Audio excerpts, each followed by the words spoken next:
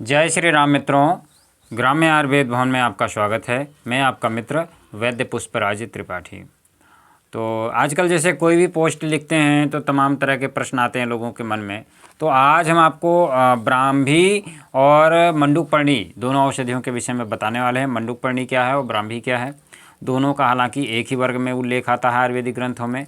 तो लेकिन ये दोनों अलग अलग औषधियाँ हैं। लेकिन एक विशेष बात ये है कि ब्राह्मी और मंडूकपर्णी दोनों के जो गुण हैं समान हैं और दोनों के फायदे समान होने की वजह से मंडूकपर्णी चूँकि मीठी होती है और ब्राह्मी कड़वी होती, इसलिए जितने वैद्य लोग हैं ये सब मंडूकपर्णी का उपयोग करते हैं।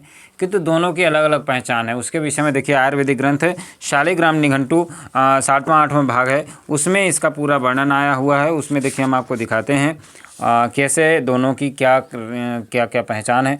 तो सबसे पहले तो देखिए मंडूकपर्णी का जो है, मंडूकपर्णी और ये जो ब्राह्मी है, दोनों मंडूकपर्णी और ब्राह्मी का दोनों का जो पत्ते होते हैं सेम होते हैं। ये शालिग्राम निघंटु में देखिए दिखाया गया है। तो ये इसका पूरा सेम वर्णन है। ठीक है, अब आते हैं कि चित्र मतलब पत्ते तो दोनों के सेम, आकार सेम होता है, लेकिन इनका जो आप ये मान लीजिए कि आकार है ये छोटा बड़ा होता है। मंडूकपर्णी के पत्ते बड़े होते हैं, ब्राह्मी के पत्ते छोटे होते हैं। ठीक है, तो अभी जैसे देखिए हम आपको कैमरे में जूम करके दिखाएंगे कि इसका जो पत्ता है, इसका फूल है, फल है, कैसे होता है। तो आप देख रहे हैं कैमरा में दिखाइए जूम करके। तो देखिए ये मंडूकपर्णी है।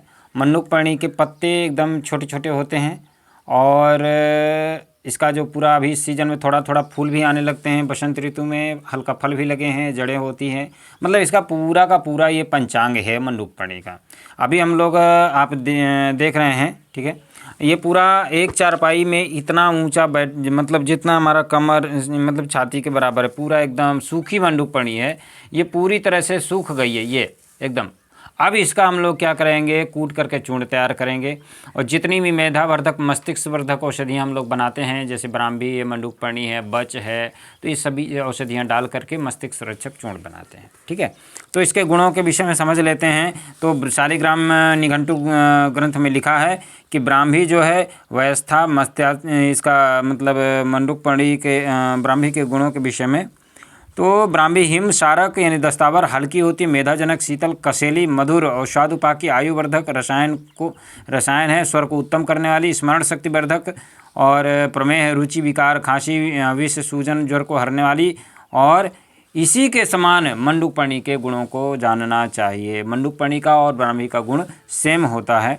ब्राह्मी पिच्छल, आयुवर्धक, क्षारक, उन्माद नाशक, अवस्था स्थापक यानी आयु को रोकने वाली, मेधाकारक, वाणी, स्वर और स्मरण शक्ति को बढ़ाने वाली होती है, लेकिन कड़वी होती है, कड़वी।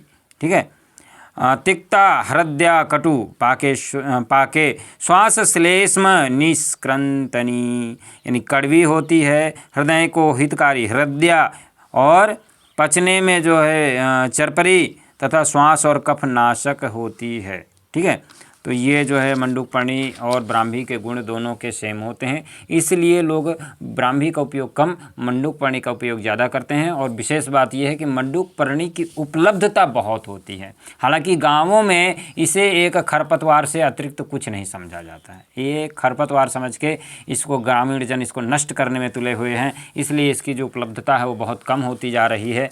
मेड़ों में मुश्किल से मिलती है, खेतों में तो इसको पूरी तरह से नष्ट ही कर दिया गया है।